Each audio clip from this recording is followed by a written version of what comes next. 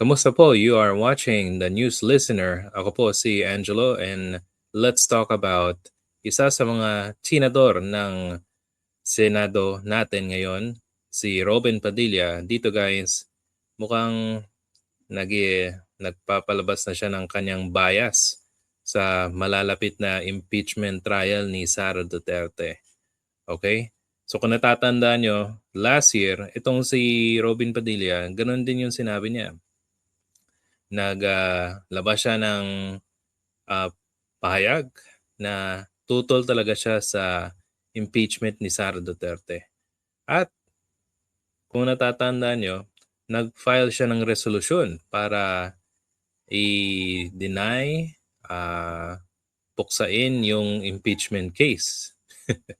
Hindi pa nga natutuloy yung trial ni Sara Duterte, nag-file na sila ng resolution kasama si Bato. Okay?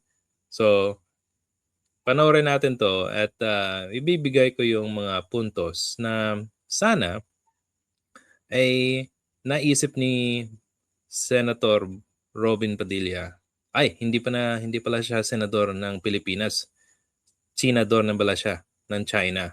Okay? So, let's watch this.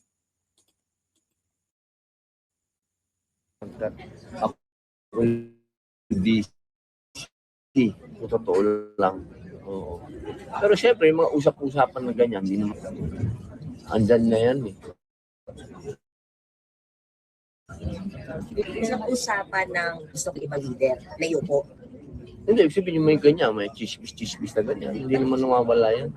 Pero wala akong. You don't see the need. Para saan ba? Ano bang? Wala pa naman ako nakikitang dahilan. Siguro pagka nag-usapan na ng impeachment, baka. Okay. So sinabi niya, so sa ngayon daw, wala daw siyang nakikitang problema. So okay lang yung leadership. Pero dito pag-uusapan niya, sasabihin niya yung impeachment ni Sara. Kumbaga, kung sa impeachment ni Sara, palit. Oh.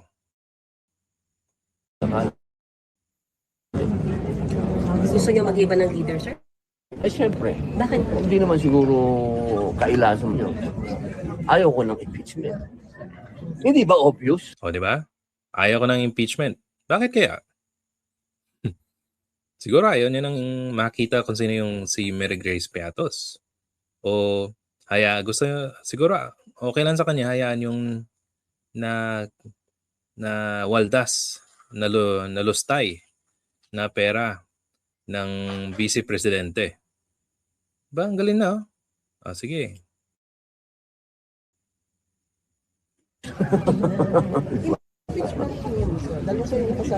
Hindi ako. Ayoko ng impeachment.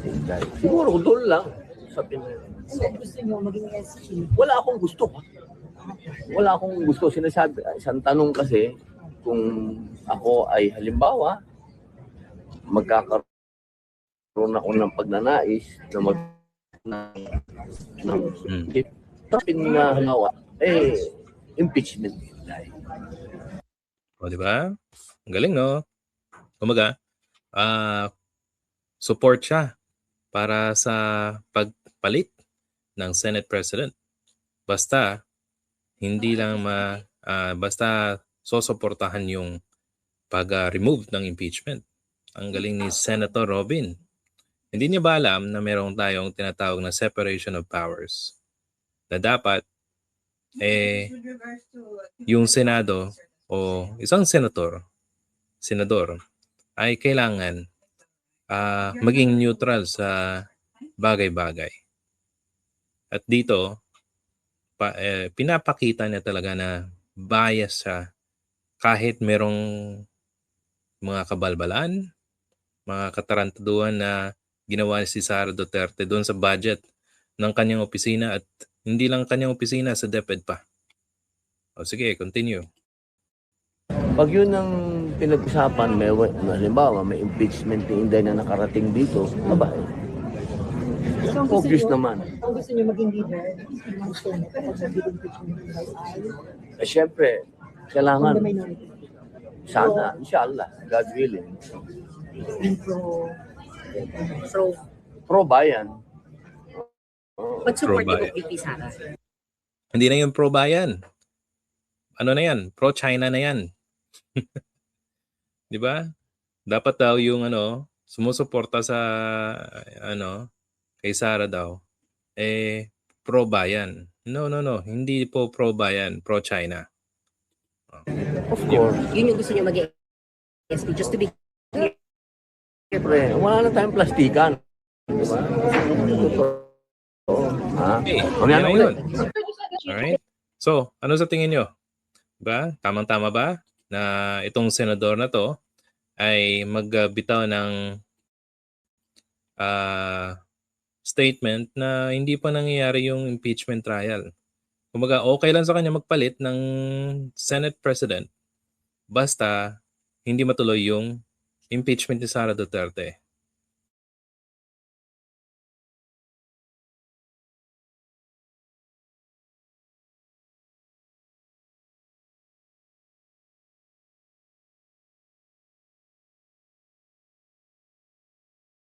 Accountability sa mga budgets.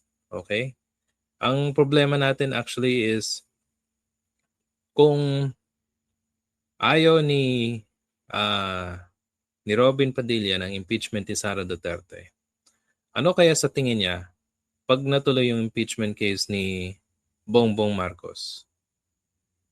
So, suportahan niya ba yung dapat hindi matuloy or susuportahan niya na matuloy yung impeachment ni Bongbong Marcos? Ano sa tingin niyo, guys? Yun lang kulang yung tanong galing sa sa media eh. So, pag tinanong ng media itong tanong na to na susuportahan niya i-oust yung Senate President kung may impeach si Sara at susuportahan niya ba na may impeach si Bongbong Marcos? O, di ba?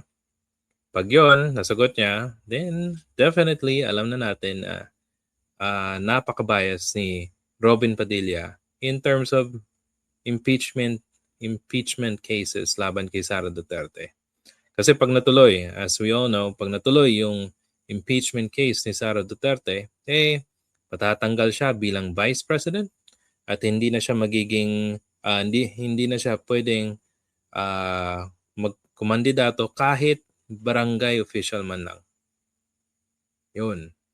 Okay? So, in terms of being a senator judge ng impeachment court, guys. So, ipapakita ko sa inyo some information na ano dapat ang ginagawa ng isang senator judge in terms of deciding yung impeachment case.